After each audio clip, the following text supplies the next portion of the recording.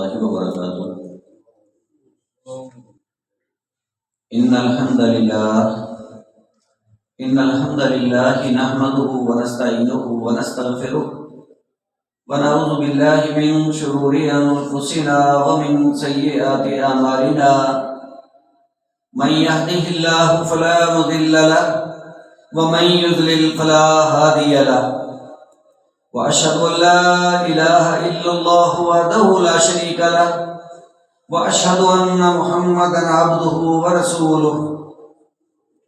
يا أيها الذين آمنوا اتقوا الله حق تقاته ولا تموتن إلا وأنتم مسلمون. يا أيها الناس اتقوا ربكم الذي خلقكم من نفس واحدة وخلق منها زوجها وبث منهما رجالا كثيرا ونساء. واتقوا الله الذي تساءلون به والأرحام إن الله كان عليكم رقيبا. يا أيها الذين آمنوا اتقوا الله وقولوا قولا سديدا يصلح لكم أعمالكم ويغفر لكم ذنوبكم ومن يطع الله ورسوله فقد فاز فوزا عظيما. فإن أحسن الكلام كلام الله وخير الهدي هدي محمد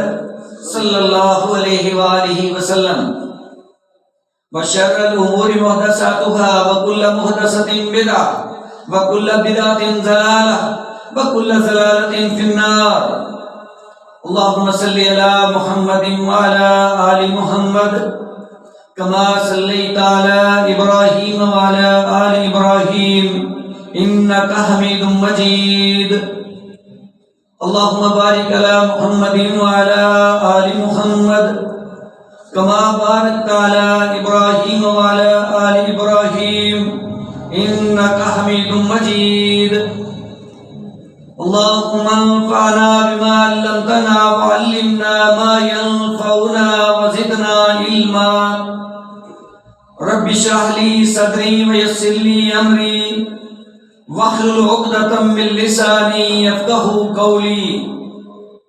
أما بعد فأعوذ بالله السميع العليم من الشيطان الرجيم من همزه ونفخه ونفسه. وَلَقَدْ آتَيْنَاكَ سَبْعًا مِنَ الْمَثَانِي وَالْقُرْآنِ الْعَظِيمِ.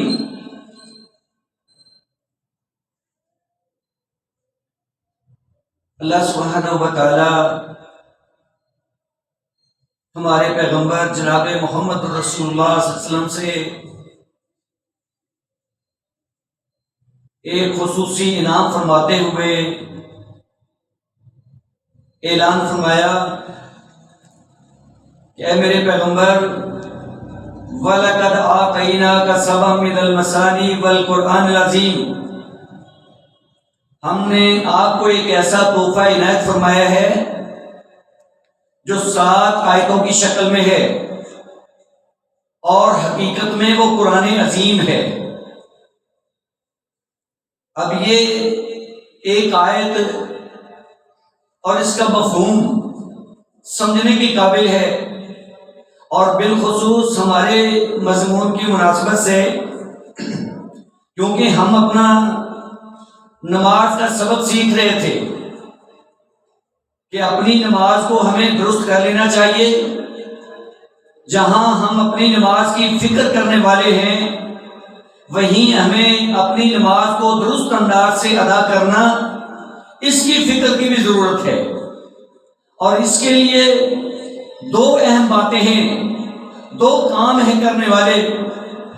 ایک ہے کہ نماز کی ظاہری حیت، اس کے ارکان، ان ارکان کو درست انداز سے ادا کرنا. اور دوسرا یہ ہے کہ اس نماز کے اندر جو کچھ پڑھا جاتا ہے وہ کچھ پڑھا جائے جو سنت سے ثابت ہے، جو رسول اللہ صلی اللہ علیہ وسلم نے پڑھا ہے. لہذا اسی ضمن میں ہماری گفتگو جاری تھی اور میں نے پچھلے خطبہ کے اندر آپ کے سامنے گزارش کی کہ تکبیر تحریمہ سے لے کر کے ہاتھ باندھنے تک درست طریقہ کیا ہے، اور اس کے ساتھ اس کے اندر ہم نے پڑھنا کیا کچھ ہے۔ خاص طور پہ اگر ہم ایک بڑی ہی اہم بات کو یاد رکھیں کہ وہ نماز جس سے ہم غافل ہیں، سستی کا شکار ہیں، اور اگر کوئی آ جاتا ہے تو وہ اپنی نماز کے اندر سستی کرنا شروع کر دیتا ہے۔ اگر ہم اپنی نماز کو با ترجمہ جانیں تو ہمیں پتہ چل جائے کہ یہاں تو انعامات کی بارش ہے، یہ نماز دعاؤں کا ذخیرہ ہے، اور یہ نماز ہمارے لیے اس قدر قیمتی اور نایاب چیز ہے کہ اگر ہم اس کا ترجمہ کرتے چلے جائیں اور اس نماز کے اندر جن اذکار کا، جن دعاؤں کا، جن نعمتوں کا ذکر ہے وہ شمار کرتے چلے جائیں تو میرا خیال میں ہم یہ سمجھیں گے کہ اس کے علاوہ شاید ہمیں کچھ بھی نہ ملے تو کام بن جائے گا۔ لیکن اب کیا کریں کہ وہ نماز جو اس قدر قیمتی ہے، جس کے اندر اس قدر موتی اور جواہر، لال اور ہیرے موجود ہیں کہ اگر ہم ان کو سمیٹنا شروع کر دیں تو بہت ہی اچھا کام بن جائے گا، لیکن سمیٹے گا کون؟ بات تو یہ ہے کہ پہلے تو ہمارے اس عظیم عمل،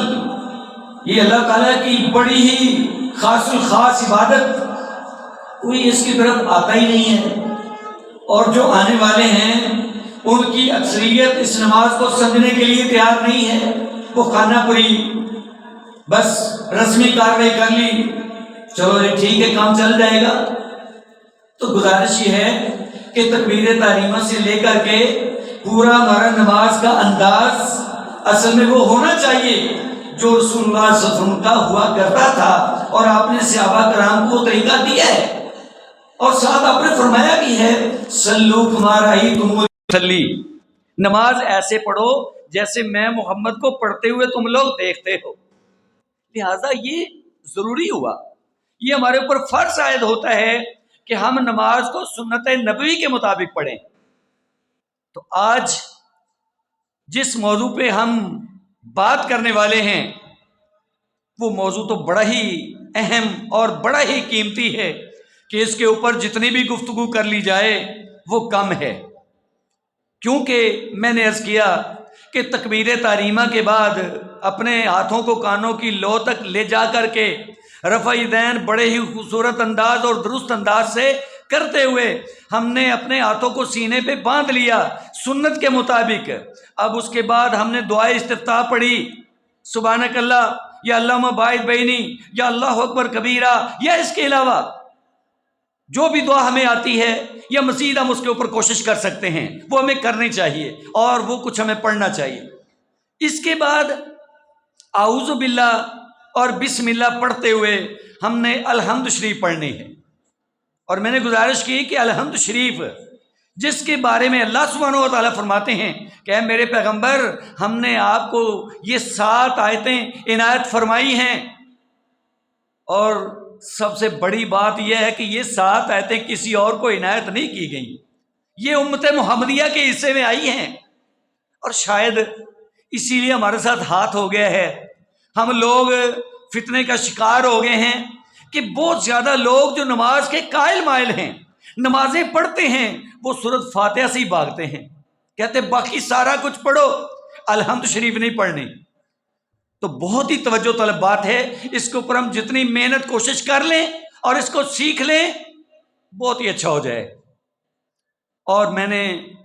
پچھلے خطبہ کے اندر بھی عرض کیا کہ رسول اللہ صلی اللہ علیہ وسلم نے فرمایا ہے کہ اللہ تعالیٰ فرماتے ہیں حدیث قدسی، کیا فرمایا؟ قسمت الصلاۃ بینی و بین عبدی نصفین، میں نے نماز اپنے اور اپنے بندے کے درمیان آدھی آدھی کر لی ہے، یعنی آدھی میری آدھی میرے بندے کی۔ اب یہ نماز جو اللہ کی عبادت ہے، اللہ فرماتے میں نے اس کو آدھا آدھا کر لیا ہے، بندہ عبادت کر رہا ہے، محنت کر رہا ہے، آدھا اس کا حصہ ہو گیا اور آدھا میرا حصہ ہو گیا۔ بڑی قیمتی بات ہے، سمجھنے کی بات ہے کہ اب نماز اور آدھی آدھی، آدھی خالق کی آدھی مخلوق کی، لیکن توجہ طلب بات یہ ہے کہ اس کے بعد وضاحت کیا ہوتی ہے؟ وضاحت یہ ہوتی ہے کہ بندہ جب کہتا ہے الحمدللہ رب العالمین، یہ سورۃ فاتحہ کا آغاز ہو رہا ہے۔ الحمد شریف قرآن مجید کی پہلی ابتدائی صورت ہے، اور فاتحہ کا معنی ہی ابتدا ہوتا ہے۔ چونکہ سورۃ الفاتحہ الحمد شریف ہے اور اس کے ساتھ ابتدا ہو رہی ہے، اس لیے اس کا نام ہی فاتحہ رکھ دیا گیا ہے۔ تو اس قدر قیمتی یہ تحفہ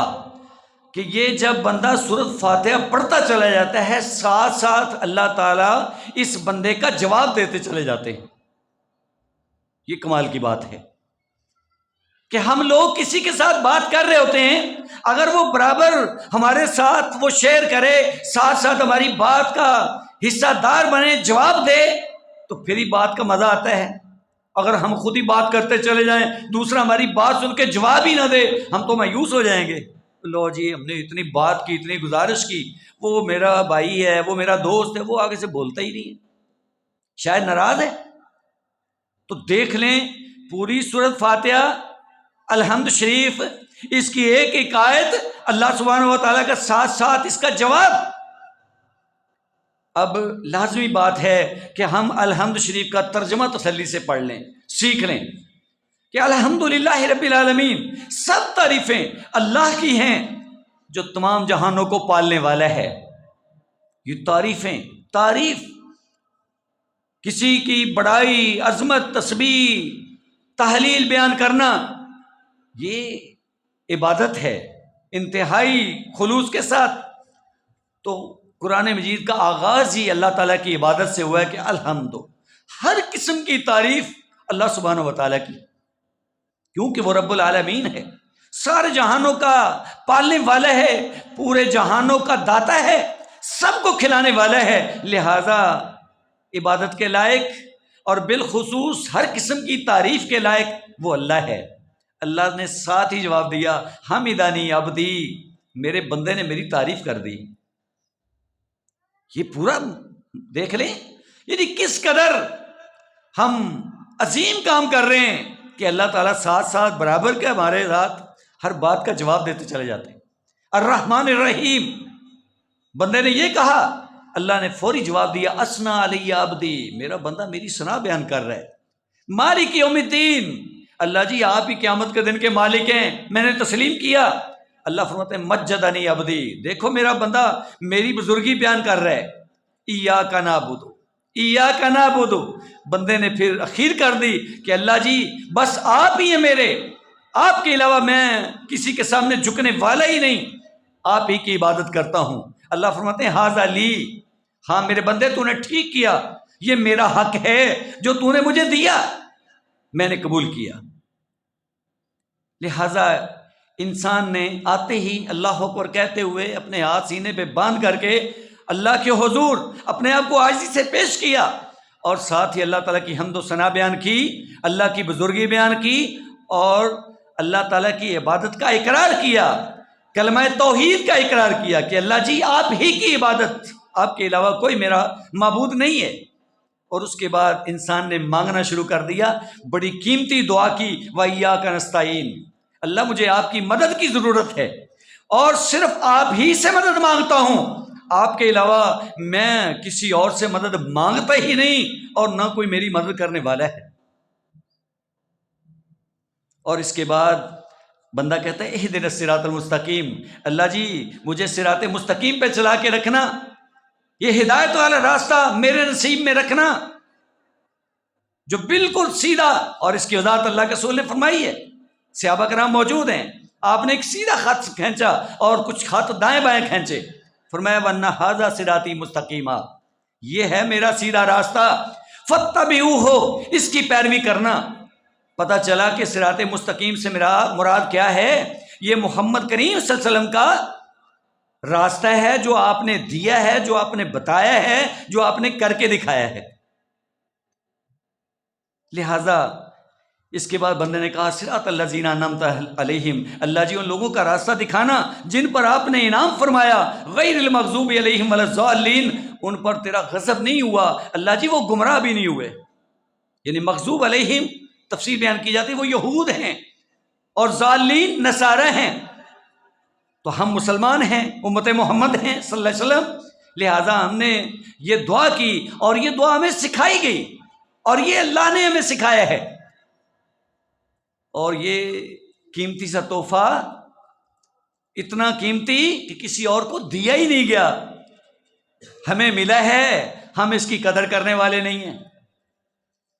لہذا اتنا کچھ، یہ بہت کچھ انسان نے مانگ لیا ہے، اللہ کی مدد مانگ لی ہے، صراط مستقیم مانگ لیا ہے۔ اللہ کی مدد سے دنیا کے سارے مسئلے حل ہوتے ہیں، اور صراط مستقیم مل جانے سے انسان کی آخرت سنور جاتی ہے، اور یہود و نصارہ کے راستے سے بچنے کی دعا، اس سے انسان کی نجات ہوتی ہے، انسان گمراہیوں سے بچتا ہے۔ آج ہم کیوں نہیں گمراہیوں سے بچ رہے؟ آج جتنے بھی فتنے ہیں، یا یہود کے چھوڑے ہوئے فتنے ہیں یا نصارہ کے ہیں، آج ہم ان کا شکار ہیں۔ لہٰذا ہمیں پوری احتیاط کی ضرورت ہے۔ جہاں ہم یہ دعائیں کر رہے ہیں، التجائیں کر رہے ہیں، بات پھر وہی کروں گا کہ یا تو ہمیں سورۃ فاتحہ کا ترجمہ نہیں آتا، ترجمہ آتا ہے تو پھر ہم اس کی حقیقت کو نہیں جانتے،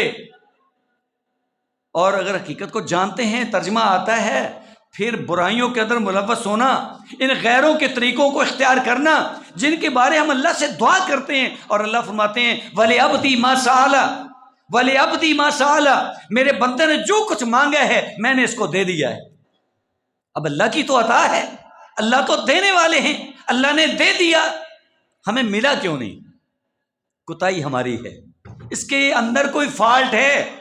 اس کا مطلب یہ ہوا کہ یہ جو دعا ہم کر رہے ہیں، شاید ہم رسمی کر رہے ہیں، اس کی روح کو نہیں جانتے، یا شاید ہم زبان سے کہہ رہے ہیں، عمل اس کے اوپر نہیں ہے ہمارا، کیونکہ پورے طور پہ اس سبق کے اوپر اگر ہم کاربند ہو جائیں تو یہ تو ناممکن بات ہے کہ اللہ تعالیٰ کا فرمان ہمارے اوپر صادق نہ آئے۔ لہذا یہ ہے وہ آپ کا فرمان کہ اللہ تعالیٰ فرماتے ہیں قسمت الصلاۃ بینی و بین عبدی نصفین، میں نے نماز اپنے اور اپنے بندے کے درمیان آدھی آدھی کر لی ہے۔ اب اس نماز کی وضاحت کیا ہے؟ الحمد شریف۔ اس کا مطلب یہ ہوا باقی ساری نماز بھی ہمیں سیکھنا چاہیے، لیکن بالخصوص الحمد شریف کا سبق نہیں بھولنا چاہیے۔ ہاں جی، اسی لیے اس کے اوپر بہت زیادہ زور ہے احادیث کے اندر، اور اس موضوع کے اوپر موٹی موٹی کتابیں لکھی پڑی ہیں ایک مسئلے کے اوپر۔ اس ایک مسئلے الحمد شریف والا مسئلہ، سورۃ فاتحہ والا مسئلہ، یہ کتنا ضروری ہے، اس کے اوپر باقاعدہ موٹی موٹی کتابیں موجود ہیں۔ لیکن افسوس ہے کہ ہم مسلمان ہیں، اللہ سے ہم نے صراط مستقیم بھی مانگا ہے، اور وہ اللہ کے رسول کا دیا ہوا راستہ ہے، لیکن پھر ہمیں اللہ کے رسول کی حدیثیں وہ سمجھ بھی نہیں آتی کہ پوری نماز آپ جس محنت کے اوپر ڈٹے ہوئے ہیں، اس محنت کے اندر بنیادی کردار تو سورۃ فاتحہ کا ہے۔ اب نے سورۃ فاتحہ کو فارغ کر دیا کہ ہم نے یہ نہیں پڑھنی، باقی سارا کچھ پڑھنا ہے۔ اللہ اکبر سے لے کر کے ہر دوست جانتا ہے، اپنے دوست احباب سے، عزیز و اقارب سے پوچھیں، نماز کا سبق سیکھیں، پوچھیں ان سے، اور ان سے سوال کریں تو وہ کہیں گے ہاں جی، سبحانک اللہ سے لے کر کے اتحیات، درود شریف، دعائیں، یہ سب کچھ پڑھنا ہے، رکوع سجدے کی دعا بھی پڑھنی ہے، چاہے ہم اکیلے ہیں چاہے امام کے پیچھے ہیں، لیکن بس سورۃ فاتحہ سے چھٹی ملی ہمیں۔ کیا ہوا بھائی، سورۃ فاتحہ سے چھٹی کیسے مل گئی؟ سورۃ فاتحہ سے چھٹی نہیں مل رہی، کیوں کہ اس الحمد شریف کا جو نام ہے، جو اس کے نام اللہ کے رسول نے بھی بیان فرمائے ہیں حدیث کے اندر، ایک نام الصلاح ہے، ایک نام اس کا ام القرآن ہے، ایک نام اس کا سب المثانی ہے، اور ایک نام اس کا القرآن العظیم ہے، اور ایک نام اس کا الرقیہ دم ہے۔ یہ الحمد شریف دم بھی ہے، چاہے ویسے کسی بیماری کے صورت میں کسی کو پڑھ کے پھونک ماریں، دم کریں، چاہے خود پڑھتے چلے جائیں۔ اب جو نمازی بندہ وہ ایک دن میں کتنی دفعہ الحمد شریف پڑھتا ہوگا، شمار نہیں کیا جا سکتا۔ تو لازمی بات ہے الحمدللہ، جب ہم الحمد شریف کا ورد جاری رکھیں گے تو بہت ساری بیماریوں سے بچ جائیں گے۔ لہذا اس کے یہ سارے نام ہیں، تو یہ الحمد شریف اس قدر قیمتی سبق ہے۔ اسی لیے تو اللہ کے رسول فرماتے ہیں لا صلاۃ لمن لم یقرأ بفاتحۃ الکتاب، اس شخص کی نماز ہی نہیں جو سورۃ فاتحہ نہیں پڑھتا۔ اب اس کی تعویلیں ہم نے کرنا شروع کر دی، او جی فلاں جی ایسے جی، ہاں جی اکیلا، حالانکہ وہ ساری ہمارے سامنے باتیں ہوتی ہیں، اصل میں وہ جو سبق پڑھا گیا ہے اس سبق کے اندر تو یہ ہے کہ سورۃ فاتحہ ضروری ہے ہی نہیں، یہ پڑھنا فرض ہے ہی نہیں، ایک ایسی چیز ہے کہ اضافی چیز ہے، اگر آپ چھوڑ بھی دیں گے تو آپ کی نماز ہو جائے گی۔ حالانکہ اللہ کے رسول فرماتے ہیں اس شخص کی نماز نہیں جس نے الحمد شریف نہیں پڑھی، جو سورۃ فاتحہ نہیں پڑھتا اس کی نماز نہیں ہے۔ اب اس کے آگے بحث باتیں وہ تو بہت لمبی چوڑی ہیں، اس تفصیلی ایک سلسلہ ہے، علماء کرام نے اس کے اوپر بہت تفصیل سے بیان فرمایا ہے، لیکن یہاں تو ہم اتنی لمبی چوڑی بحث نہیں کر سکتے۔ لیکن مختصر یہ ہے کہ صحابہ کرام کا عمل، اللہ کے رسول کا فرمان، وہ یہ ثابت کرتا ہے کہ انسان اکیلا نماز پڑھ رہا ہے یا باجماعت نماز پڑھ رہا ہے، فرض نماز پڑھ رہا ہے یا نفل نماز پڑھ رہا ہے یا عید کی نماز پڑھ رہا ہے یا نماز جنازہ پڑھ رہا ہے، غرض کوئی بھی نماز ہے، جب تک آپ الحمد شریف اس کے اندر نہیں پڑھیں گے آپ کی نماز نہیں ہے۔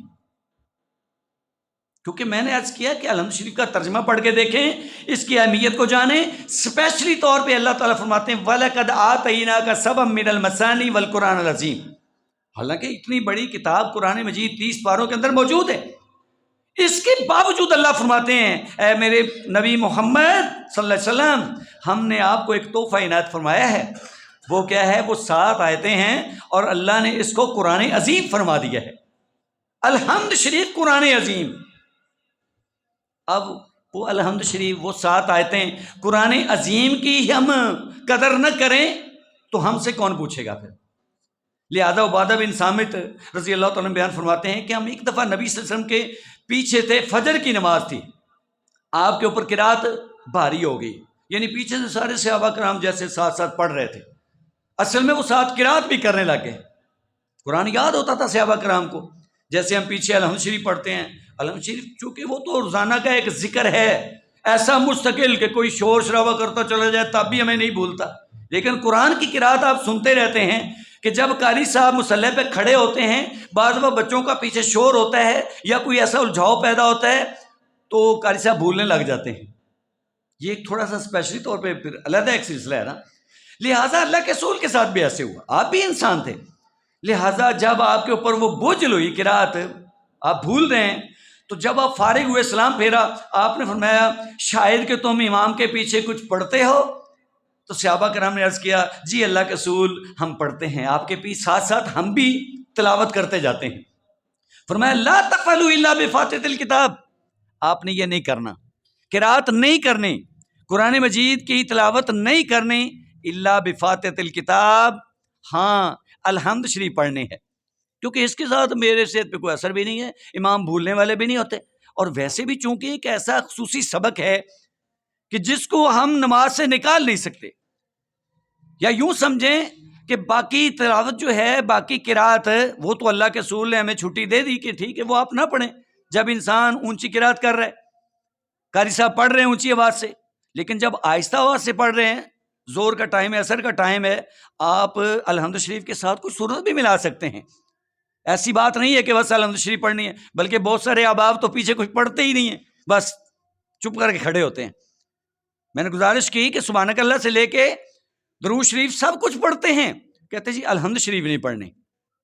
اچھا پھر بحث تو اس کے اوپر ہے کہ اونچی قرات ہو رہی ہے تو اس وقت نہیں پڑھنی، لیکن جن کو یہ سبق سکھایا گیا ہے یا جو سبق دینے والے ہیں وہ یہی کچھ بتاتے ہیں کہ الحمد شریف فرض نہیں ہے، اس کا مطلب اس کو چھوڑ دو، حالانکہ اس کا پڑھنا ہی اتنا اہم ہے کہ شاید باقی ساری نماز اتنی قیمتی نہ ہو جتنی الحمد شریف والا سبق قیمتی ہے، یہی گزارش کر رہا ہوں آپ کے سامنے۔ تو اس لیے آپ نے فرمایا کہ آپ نے ایسا نہیں کرنا، قرات نہیں کرنی الا بفاتحۃ الکتاب، ہاں سورۃ فاتحہ پڑھنی ہے، کیوں؟ فإنہ لا صلاۃ لمن لم یقرأ بها، کیونکہ جو کوئی سورۃ فاتحہ نہیں پڑھتا اس کی تو نماز ہی نہیں ہوتی۔ اب دیکھیں نا فجر کی نماز ہے، آپ نے قرات کی ہے، آپ کے اوپر قرات بوجھل ہو گئی ہے، اس کی پھر ہم نے آپ نے تفصیل سن لی ہے کہ اللہ کے رسول نے سوال کیا ہے، صحابہ نے جواب دیا ہے، اس کے باوجود آپ نے کیا فرمایا کہ الحمد شریف پڑھنی ہے، کیونکہ اس کے بغیر نماز نہیں ہوتی۔